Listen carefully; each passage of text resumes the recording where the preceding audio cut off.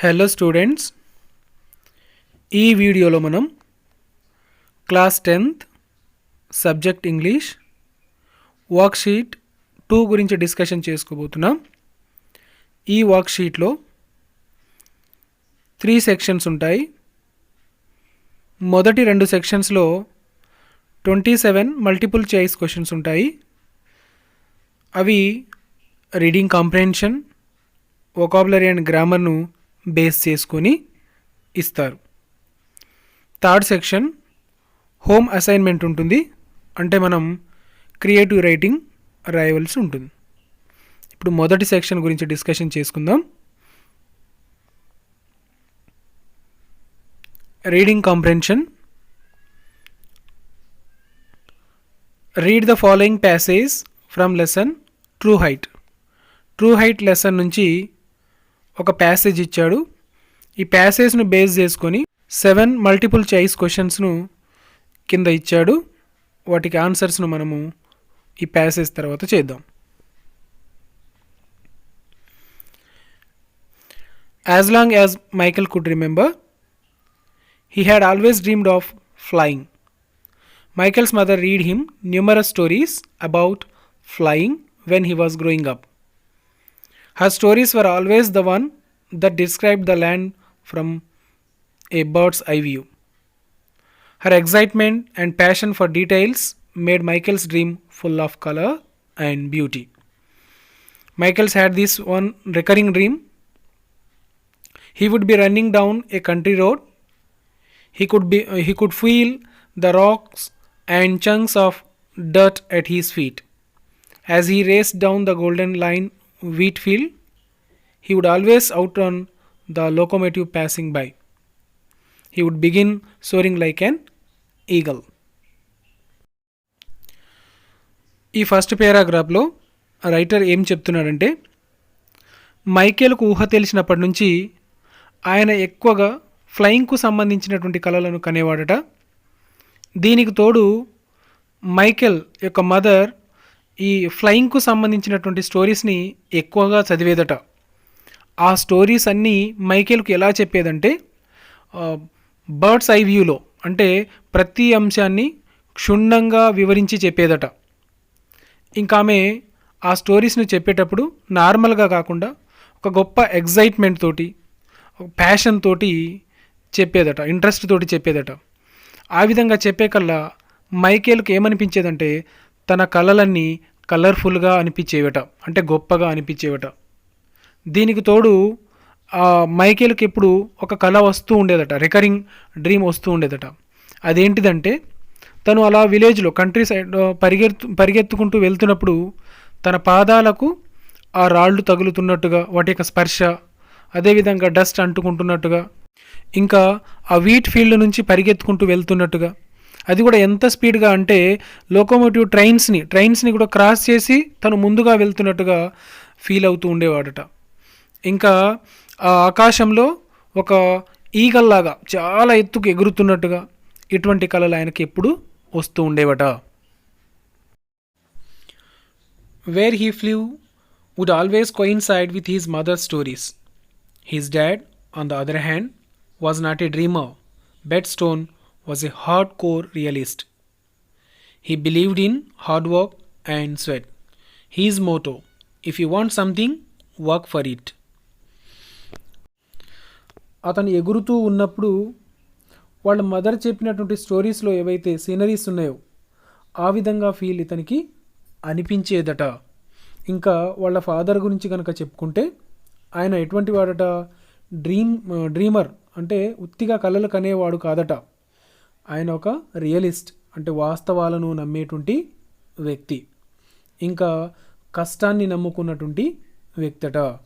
ఆయన కొన్నటువంటి మోటో, వాళ్ళ డాడీ యొక్క మోటో ఏంటిదంటే నీకు ఏదైనా కావాలనుకుంటే దానికోసం కష్టపడు అని ఆ విధంగా ఇతన్ని ఇన్స్పైర్ చేసేవాడట. From the age of 14, Michael did just that. He began a very careful and regimented weightlifting program.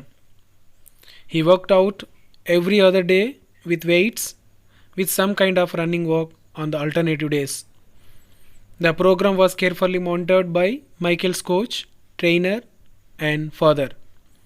Michael's dedication, determination, and discipline was a coach's dream. Besides being an honest student, Michael Stone continued to help his parents with their farm chores. Michael's persistence in striving for perfection was not only his obsession but his passion. ఈ విధంగా Michael వాళ్ళ father చెప్పినట్టుగా 14 years age నుంచే follow అవ్వడం start చేశాడట. ఇంకా ఎలా అంటే స్ట్రిక్ట్గా వెయిట్ లిఫ్టింగ్ ప్రోగ్రామ్ను స్టార్ట్ చేసుకోవడం, ఒకరోజు వెయిట్ లిఫ్టింగ్ ప్రోగ్రామ్ పెట్టుకుంటే ఆల్టర్నేటివ్గా రన్నింగ్ ప్రాక్టీస్ చేయడం, ఈ విధంగా చేస్తూ ఉండేవాడట. ఇదంతా కేర్ఫుల్గా ఎవరు అబ్జర్వ్ చేసేవాళ్ళంటే తన యొక్క ట్రైనర్, కోచ్ అయినటువంటి వాళ్ళ నాన్నగారు అబ్జర్వ్ చేస్తూ ఉండేవాడట. అయితే ఇతనిలో వాళ్ళ నాన్నగారు, కోచ్ అయినటువంటి వాళ్ళ నాన్నగారు ఏం కోరుకునే వాళ్ళంటే ఇతనిలో డెడికేషన్, డిటర్మినేషన్ అండ్ డిసిప్లిన్ ఇవి ఆయనలో డెవలప్ చేయాలని కోరుకునేవాడట. ఇంకా ఈ విధంగా హానెస్ట్గా స్టూడెంట్గా ఉంటూనే మైకేల్ వాళ్ళ ఫాదర్కు, వాళ్ళ పేరెంట్స్కు ఈ ఫామ్ వర్క్లో కూడా హెల్ప్ చేసేవాడట. దీనితో పాటు ఇంకా తన కళను నిజం చేయడం కోసం కష్టపడే తత్వాన్ని, పట్టుదలను ఒక ప్యాషన్గా డెవలప్ చేసుకున్నాడు, ఇష్టంగా మలుచుకున్నాడు. ఇప్పుడు క్వశ్చన్స్ చూద్దాం.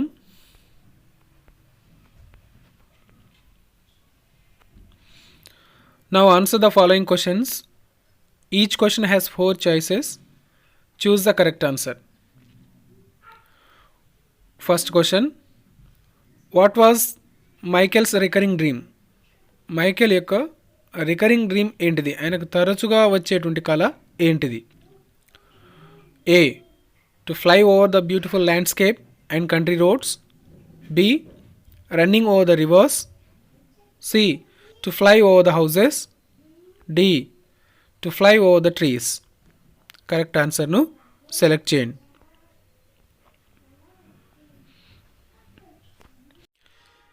Second question. He would begin soaring like an eagle అంటే ఈగల్ లాగా చాలా పైకి ఎగురుతూ ఉన్నాడట. What figure of speech used in this sentence? ఈ సెంటెన్స్లో ఉపయోగించబడినటువంటి ఫిగర్స్ ఆఫ్ స్పీచ్ ఏంటిది? A, simile. B, metaphor. C, personification. D, irony. Correct ఆన్సర్ను చూస్ చేయండి. Why Michael had always dreamed of flying? Michael ఎప్పుడు ఫ్లయింగ్కి సంబంధించినటువంటి కళ్ళే ఎందుకు కనేవాడట? A, he read numerous stories. B, he read numerous stories about flying. C, his mother read numerous stories. D, his mother read him numerous stories about flying. Fourth question. What did Bert Stone believe in? Bert Stone దేన్ని నమ్మేవాడు? A, dreams. B, modern work. C, hard work. D, intelligence. Correct ఆన్సర్ను choose చేయండి. Fifth question. What was Michael's father's Moto?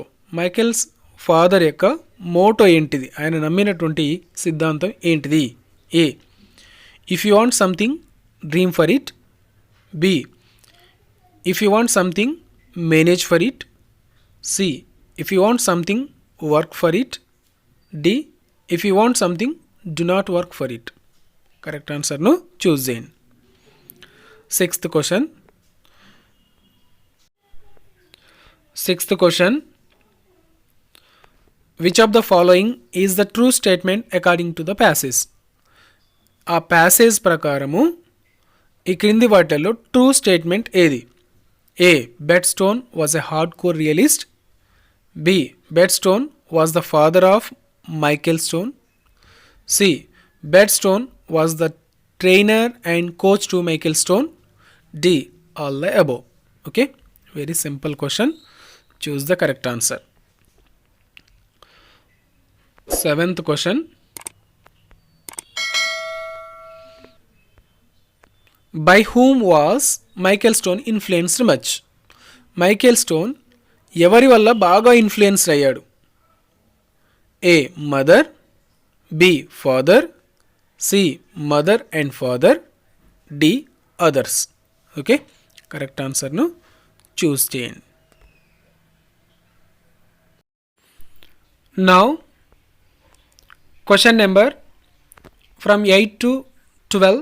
Read the following excerpt from what is player. ఇక్కడ what is player అనే poem నుంచి last stanza ఇచ్చాడు. ఆ స్టాంజాను base చేసుకొని question number 8 నుంచి 12 వరకు క్వశ్చన్స్ ఇచ్చాడు. వాటికి మనం ఆన్సర్ చేయవలసి ఉంటుంది. ఒకసారి పోయంను డిస్కస్ చేసుకుందాం.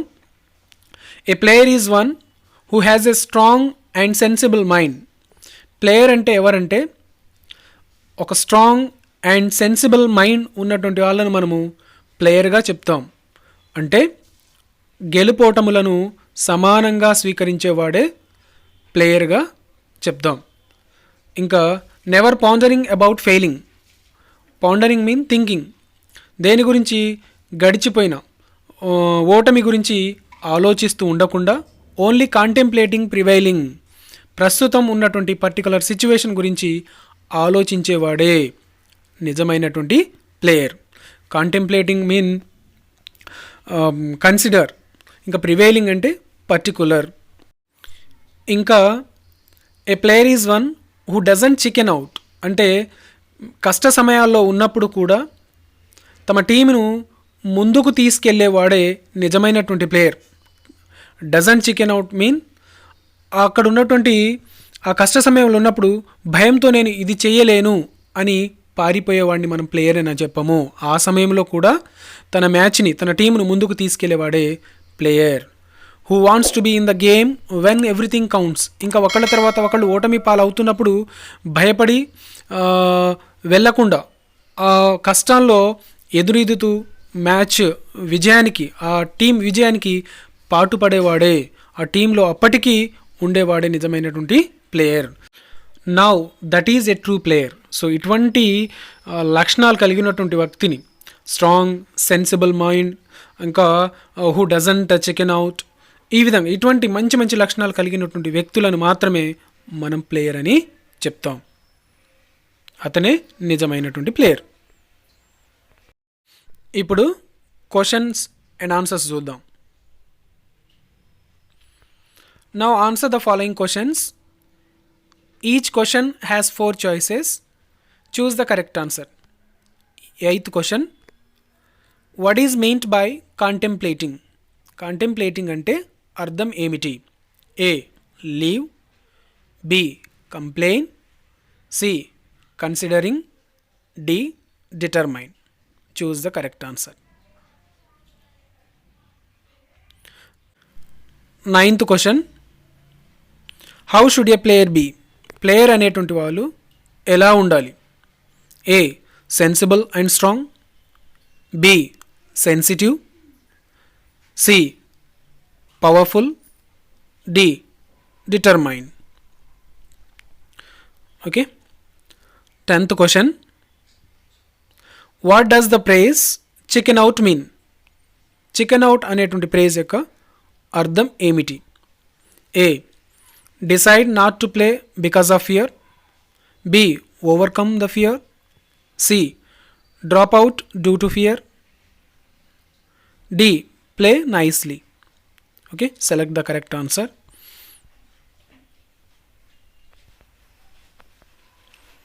11th question. What are the qualities of a true player? ఒక ట్రూ ప్లేయర్ యొక్క క్వాలిటీస్ ఏంటి? A A true player has a sensible and strong mind. B. A true player never gives up in the event of defeat. C. A true player never complains. D. All the above. Pai mooduna. 12th question. How do you feel If you lose in a game, A. I feel happy. B. I feel unhappy. C.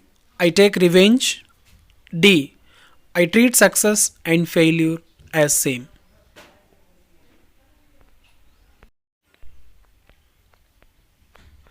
Section 2. Vocabulary and grammar. Read the passage given below. 5 sentences in the passage are numbered from 13 to 17 at the beginning. Each of these sentences has an error. Correct them by choosing the right option. ఇక్కడ vocabulary and grammar section కింద ఒక passage ఇవ్వబడింది. ఆ ప్యాసేజ్లో question number 13 నుంచి 17 వరకు numbers వేసి ఉన్నవి. So ఆ ప్రతి సెంటెన్స్లో ఒక ఎర్రర్ ఉందట, దాన్ని ఫైండ్ అవుట్ చేసి కరెక్ట్ ఆప్షన్ను చూస్ చేయమంటున్నాడు. ఓకే, ఒకసారి ప్యాసేజ్ చదువుతా. It was when I had to prepare cricket than academics. That was the tough moment of my life. Though there was always the dream to play for my country. I also had a natural desire to be a doctor. Come from a family of doctors.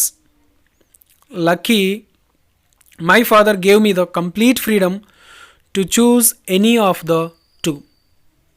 Here the role of my uncle Baba Mohan was very crucial along with some coaches then. Okay, ఇది passage. ఇప్పుడు వాటికి సంబంధించిన క్వశ్చన్స్ను చూద్దాం. It was when I had to prefer cricket than academics అనేటువంటిది statement. అందులో mistake ఉంటుంది. Text బుక్ను మీరు దగ్గర పెట్టుకొని కీన్గా అబ్జర్వ్ చేస్తే మీకు వాటి యొక్క ఆన్సర్ దొరుకుతుంది. 14th, that was the tough moment of my life. Okay, ఈ సెంటెన్స్లో కూడా రాంగ్ ఉందట. సో ఈ కింద ఇచ్చిన 4 ఆప్షన్లలో ఒకటి కరెక్ట్ ఉంటుంది, దాన్ని మనము సెలెక్ట్ చేయాలి.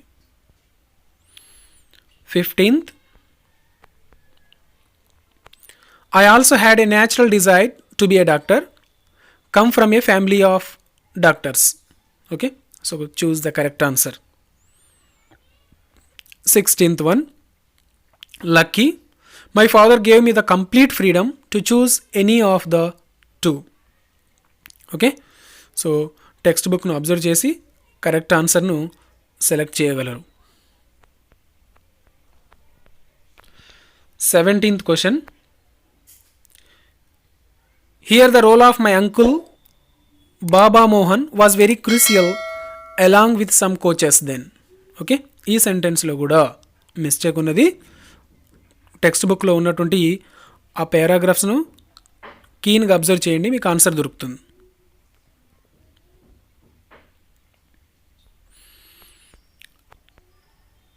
Now, question number from 18 to 22.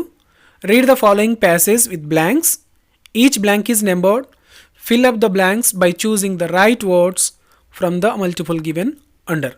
So ఇక్కడ 18 నుంచి 22 వరకు నెంబర్స్ వేసి ఉన్నవి, వాటి దగ్గర బ్లాంక్స్ కూడా ఉన్నాయట.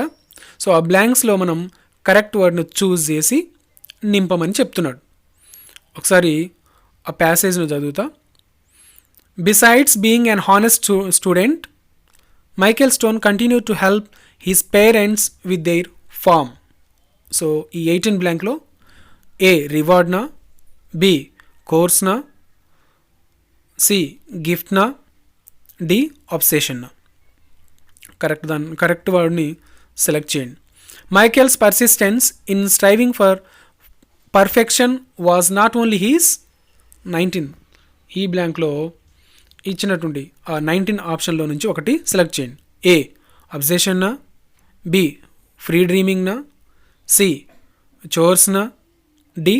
రివార్డ్నా. ఓకే, సో కరెక్ట్ వన్ను సెలెక్ట్ చేయండి. Next,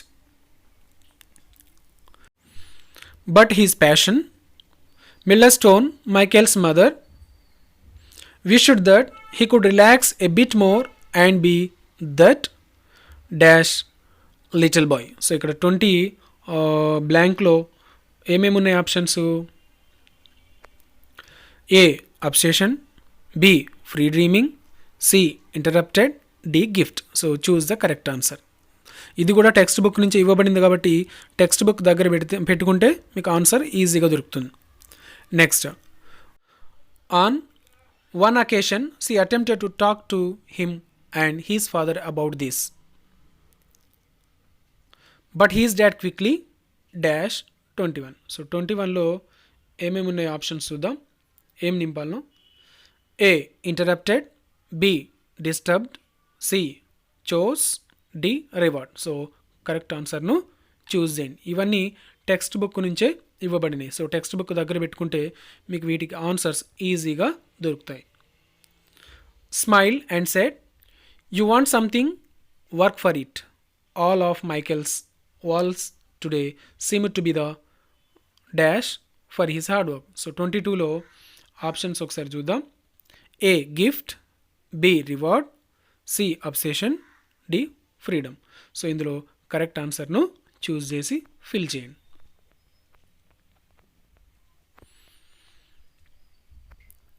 Now, question number from 23rd to 27. Some words or phrases in the given passage are underlined and numbered. Follow the direction for each question and choose the correct answer. ఇక్కడ question number 23rd నుంచి 27 వరకు కొన్ని words and ఫ్రేజెస్ను underline చేసి ఇచ్చాడు. So వాటిని ఏం చేయాలనేది క్వశ్చన్స్లలో direction చేసి చెప్పాడు. సో ఆ డైరెక్షన్స్ ప్రకారం వాటిని మార్చమని చెప్తున్నాడు.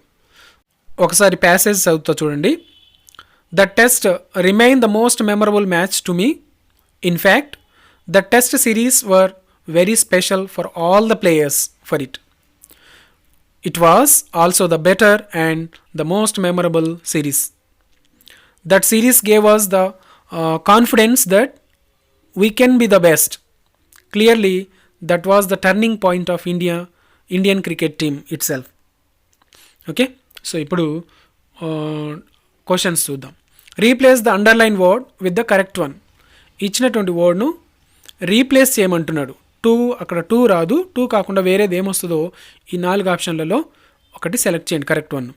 ఏ with, B of, C for, D at. Okay, next one, write the correct form of the underline word.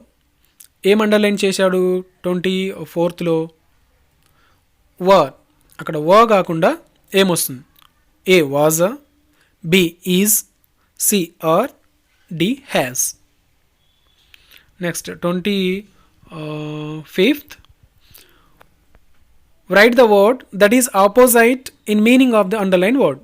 ఇచ్చినటువంటి వర్డ్కు ఆపోజిట్, స్పెషల్ అనేటువంటి వర్డ్ ఉన్నది, దానికి ఆపోజిట్ వర్డ్ ఏమొస్తుంది అని అంటున్నాడు.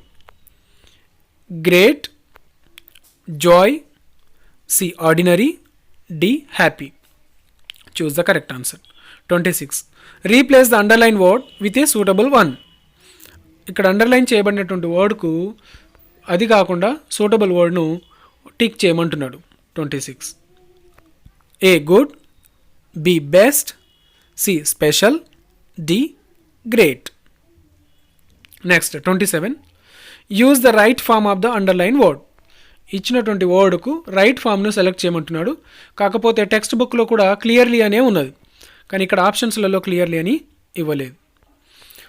27, ఓకే. ఏ క్లియర్స్నా, B clearing, C clear, D cleared. So choose the correct answer.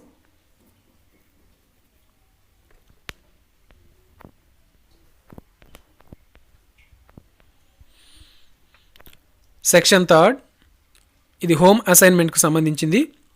Okay, discourse, creative writing. Imagine that you are the best friend of Michael stone.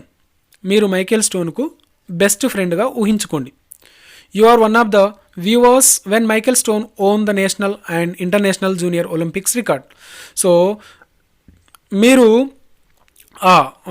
National and international junior ఒలింపిక్స్లో Michael stone win అయినప్పుడు మీరు అక్కడ చూస్తూ ఉన్నారు, one of the viewer మీరు.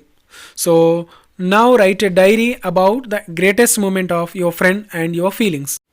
So అక్కడ జరిగినటువంటి greatest moments గురించి మరియు నీ యొక్క ఫీలింగ్స్ గురించి డైరీలో రాయమంటున్నాడు. Use the following indicators. ఈ కింది వాటిని ఉపయోగించుకుంటూ రాయమని చెప్తున్నాడు. Day and date, your feelings, your future plans, the things that fascinated you, signature. So వీటిని ఆ డైరీలో మెన్షన్ చేసుకుంటూ రాయమని చెప్తున్నాడు.